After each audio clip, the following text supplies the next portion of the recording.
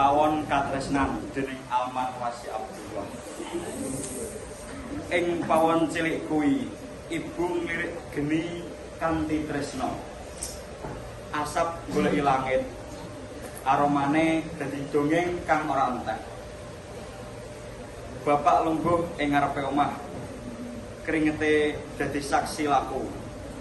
Tangane kasar nanging alus-alus. Nalika musab rambutku sing keri angin sore. Sedulur padha guyon ing amben. Swara guyu nyampur karo swara radio lawas. Ora ana emas utawa intan.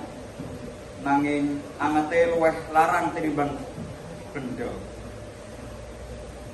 Keluarga dudu mung tembok lan atap, nanging panggonan kanggo bali.